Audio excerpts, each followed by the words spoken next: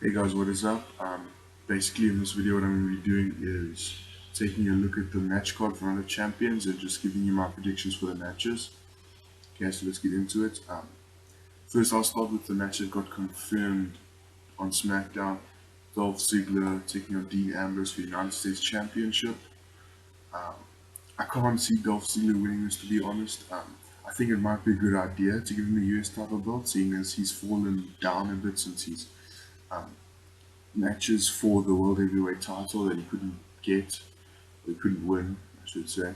Since then, he's fallen a bit. I don't want the WWE to put him with another diva or anything like that. So maybe keeping him by himself, but giving him a mid card belt might be the answer. To just keep him busy until they have a chance for him back in the main event.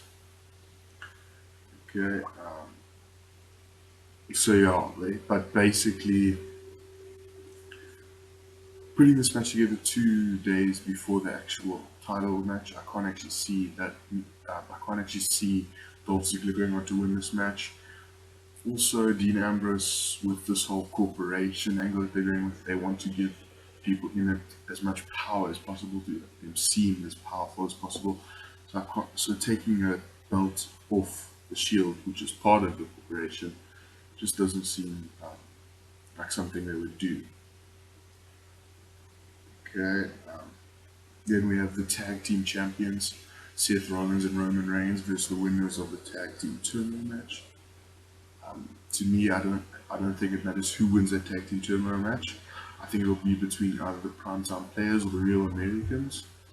One of those two teams, pretty sure will win it. Probably the primetime players if I had to pick, but I can't see either any of those tag teams beating Roman Reigns, Seth Rollins. What I do see it doing is maybe starting some sort of a storyline, because really to have the title change hands with no storyline, nothing, a bit pointless. But to maybe something happens, there's an interference or something, gets a storyline going and gets the fans involved, and makes you want to see primetime players, whoever wins it, versus Dean Ambrose and Seth Rollins at the next pay-per-view.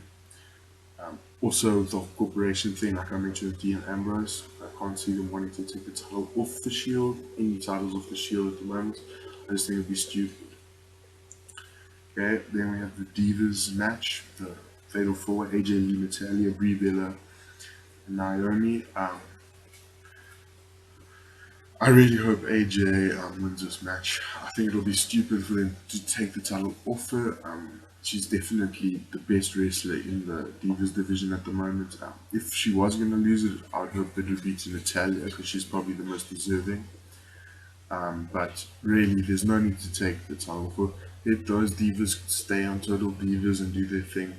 Um, Keep AJ Lee with the belt, please, WWE. Oh, I hope that they keep her with the belt. I mean, yes, I'm a fan, but I also think that it'll be the best thing. Like, there's really no.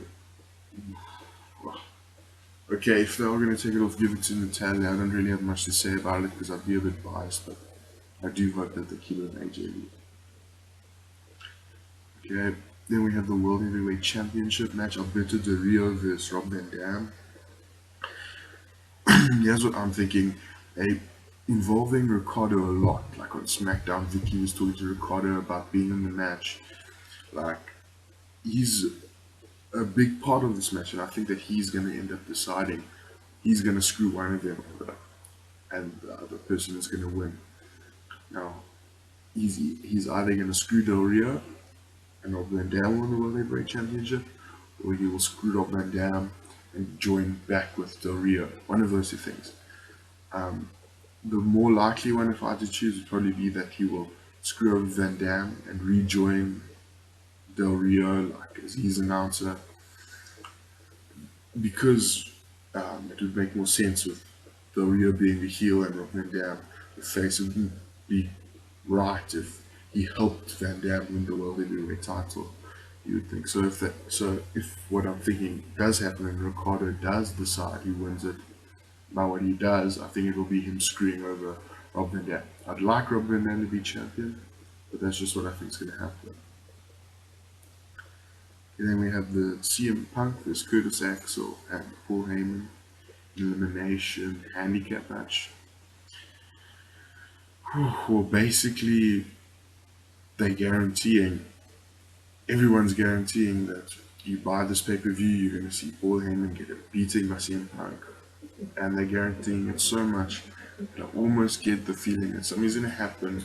Paul Heyman's going to screw CM Punk, do something, it's going to make him lose, and Paul Heyman's not going to have to fight him. I mean, the way that they're selling this and making it seem like a done deal. Even Paul Heyman was saying on SmackDown, now, if that how CM Punk is going to get his hands on me, if you buy Night of Champions, I guarantee you will see CM Punk beat me up. Basically, that's what he's saying. So the way that they're selling it, almost like it's guaranteed, that I just have that feeling, maybe, just maybe, he's going to get away with this somehow, and that there won't be any beating up, and it'll also be a great way to push Curtis Axel if Punk was willing to do that. I guess logically you'd think that they will have the whole Punk beating up Heyman to finish the storyline, but just a part of me is thinking just maybe we might see a surprise there. And then the main event, the thing that everyone's most excited for, Randy Orton versus Daniel Bryan. What is going to happen? And it really could go either way. Looking at the way this is going to go, I think that this Daniel Bryan versus Randy Orton feud will probably end at Hell in a Cell, which means they've got to have another match at, what is it, Battleground? I think that's the pay-per-view's name coming up. They've got to have the match at Battleground, and then the match at Hell in a Cell. So there's going to be 3 matches between them, if I'm right. Now, it wouldn't make much sense to have Daniel Bryan lose, get a rematch somehow, lose, and then have another match at Hell in a Cell. WWE might do that. This is what I think needs to happen. Daniel Bryan needs to win the belt on Sunday.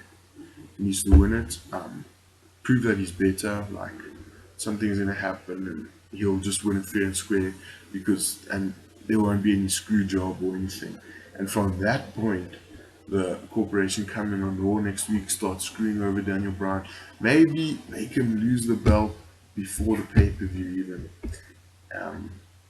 Make him lose it like that next night on Raw. They screw him over, and then they have him. Then they screw him over again at the pay-per-view, and then at Hell in a Cell is where there can be no more screw jobs because they'll be in Hell in a Cell. Really, that's probably the best way, I think, because they have Daniel Bryan lose, then lose again next pay-per-view, and then win in Hell in a Cell. It would, it would be saying how he did it because Hell in a Cell they couldn't get in, but what gives them the right to get another rematch and another rematch?